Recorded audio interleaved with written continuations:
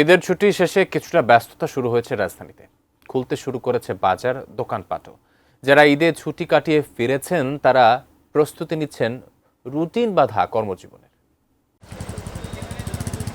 রাজধানীর ইন্দিরা রোডে ফুটপাত ঘেঁষা এই চায়ের দোকানে চায়ের কাপে চুমুক দিচ্ছিলেন কয়েকজন। শনিবারই দোকান খুলেছেন এই দোকানি। ঢাকায় থাকলেও এতদিন কেনাবেচা হয়নি, তাই দোকানও খোলেননি।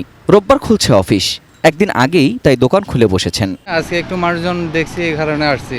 এতদিন আসছিলাম, মানুষ দেখে নাই, বন্ধ করে গেছি। আলহামদুলিল্লাহ ভালো ঈদ কাটছে। জি আবার কর্ম শুরু গেছে।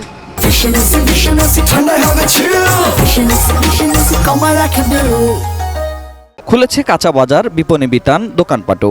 সবজি সহ নিত্য প্রয়োজনীয় জিনিসের কেনাকাটাও চলছে বেশ। যখন ঈদের মধ্যে ছিলাম তখন তো ফাঁকা রাস্তায় তো কোনো জ্যাম নাই, কিছু নেই। এখন তো একটু জ্যাম বাড়ছে। লোকজন তো আরো বাড়বে, অন্তত দেশের থেকে আইতাছে, লোকজন তো বাড়বে। মোটামুটি ফাঁপা লাগছেই। এখানে যেরকম হাঁটা যায় নাকি, তেজগাঁও কলেজে এত বছর চাকরি করছি, এই দিক দিয়ে এই সময় স্টুডেন্ট মানুষজন ধাক্কা ধাক্কি। সড়কে যানজট এখনও তেমন নেই, তবে বেড়েছে গাড়ির সংখ্যা। ছুটি কাটিয়ে রাজধানীতে যারা পা রাখছেন তাদের বেশিরভাগের কাছেই ব্যাগ বা বস্তা। রাত পেরুলেই কর্মব্যস্ততা শুরু হবে। বাড়িতে প্রিয়জনের সঙ্গে কাটানো দিনগুলো উৎসাহ দেবে নতুন উদ্যমে কাজের। ওটার জন্য আমরা আশা করে থাকি সারা বছর যে ওই সময়টা আসবে ওই সময়টা আসার সাথে সাথে শেষ হয়ে যায়, বেশি একটা সময় থাকে না আর কি। কিন্তু এই লাইফটা চলমান লাইফ, আবার ফিরে আসতে হবে যাই কিছু করে।